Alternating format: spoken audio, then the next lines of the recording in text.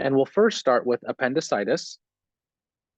So appendicitis, I mean, you see the itis at the end, and that should always make you think of inflammation. And it is acute inflammation of the appendix, often due to obstruction. The obstruction itself can be caused by, it's more likely to be caused by different things in different age groups. So in adults, it's most commonly caused by a fecalith or just a ball of stool. And in children, it's often caused by something called lymphoid hyperplasia. So let's kind of go over what that looks like. If we have our small intestine here to the right, and remember the bolus of food will come in here to the large intestine and travel through, and attached to our cecum here is our appendix. And what happens in the first cause of a fecalith is that if you have a ball of stool stuck here, you no longer have drainage from your appendix.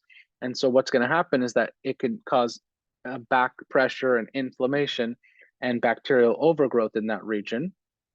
In children, you sometimes get lymphoid hyperplasia, and that's because you can have lymphoid tissue that grows too big, especially in response to like a viral infection or a vaccine, and that could also cause appendicitis in children. This is going to present with fever, nausea, vomiting, loss of appetite. And they have a classic pain pattern that will be tested, which is this initially starts as a generalized abdominal pain and that ends up localizing to the right lower quadrant. Let's talk about what this looks like. So this looks like first you get this generalized, diffuse, periumbilical, that just means around the belly button, abdominal pain. And over time, that pain will migrate and it'll be very, very localized to McBurney's point after some time. So what's McBurney's point? McBurney's point is the distance 1/3 of the distance between the right ASIS and the umbilicus. So there's our umbilicus, and I've attached that on one end of this green line here, and the ASIS is located approximately here. So 1/3 of the distance is McBurney's point. So you get localized pain here. And so why does this pain pattern happen specifically? Recall that all of our GI organs are surrounded by a visceral and a parietal peritoneum. So we have our visceral peritoneum first, and that's surrounded by a parietal peritoneum. And remember that the visceral peritoneum would be affected first, and it would cause this diffuse abdominal pain.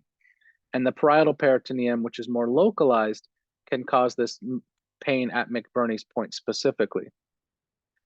I'm going to take us a step back to our GI intro lecture where I talk about intra versus retroperitoneal organs, and I show this here.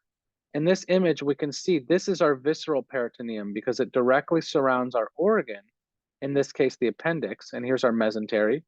And this area all the way around here is our parietal peritoneum. And what you need to know is that the visceral peritoneum shares the exact same nerve supply as our organs, which are very poorly localizable. Like if you ever have a heart attack, you're not going to just point to one spot and be like, this spot is very, very painful right here. It's often this generalized chest pain that might radiate to your arm.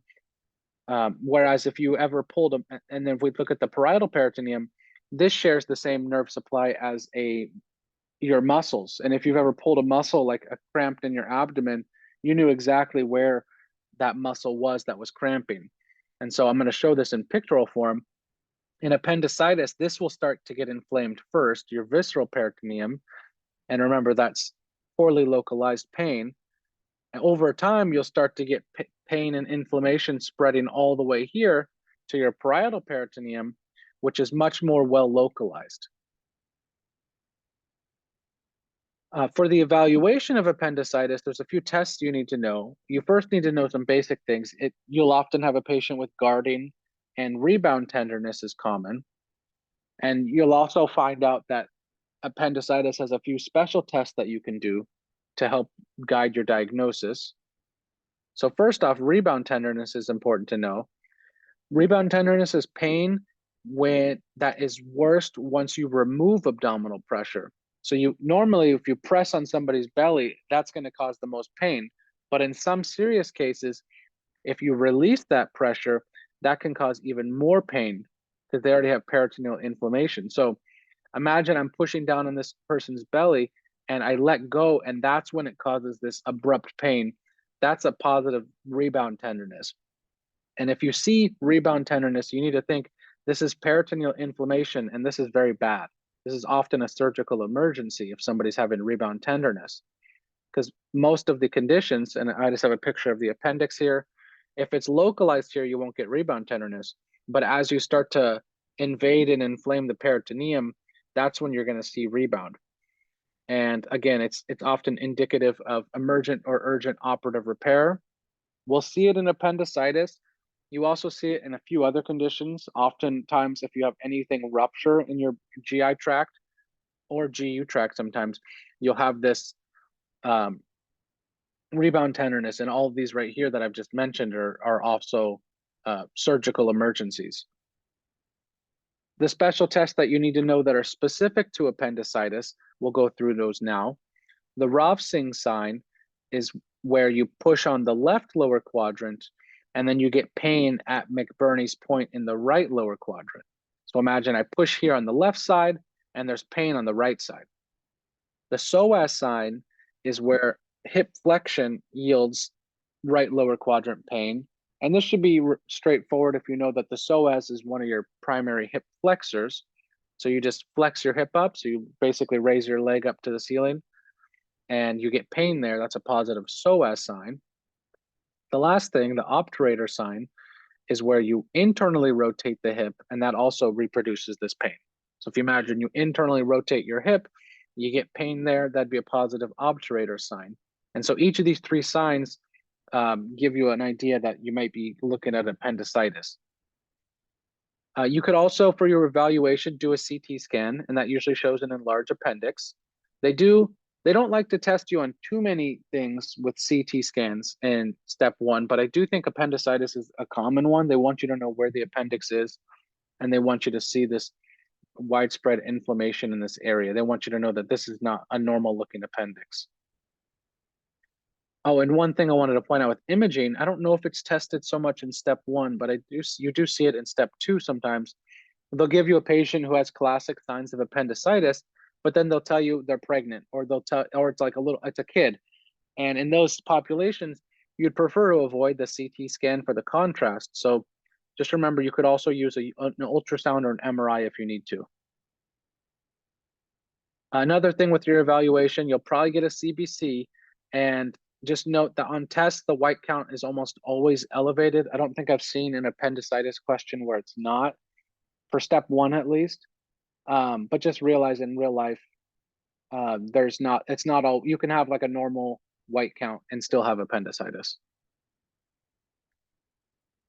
So what are some complications? Just know that if the inflammation worsens and your appendix keeps swelling, you could perforate, and that'll often present with somebody who's got this really, really severe abdominal pain, and all of a sudden they feel fine again, and which is a bad sign.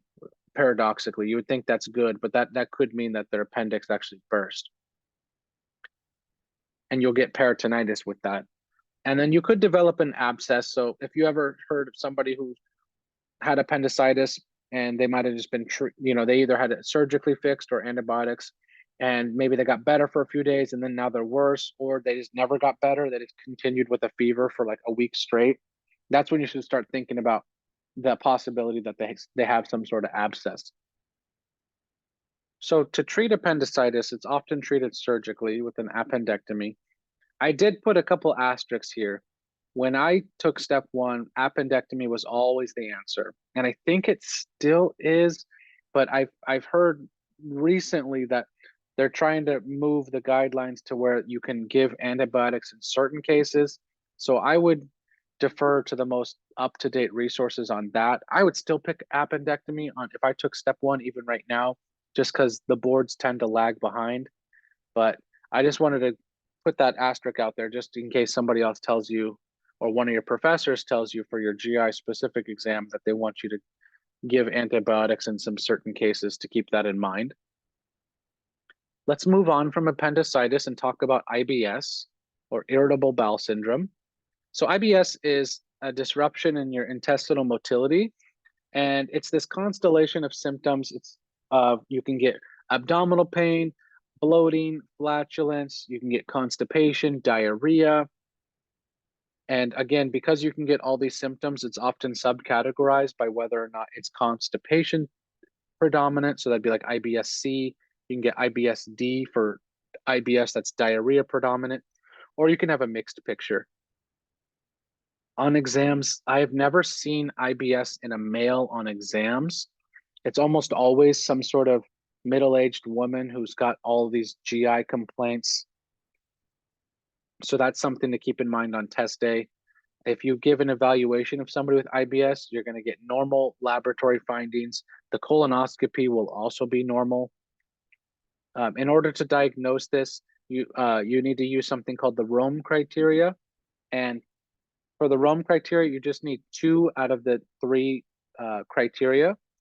It could be pain related to defecation. You can have a change in stool frequency or a change in stool form. So you need any 2 out of these 3. And again, on tests, I don't remember if I've ever seen an IBS answer where it wasn't related to defecation. Like they wouldn't just make these 2 the criteria.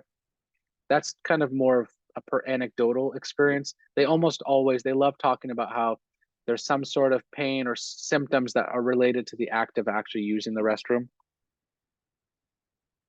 For treatment, it's often managed just with lifestyle modifications, including like a high intake diet.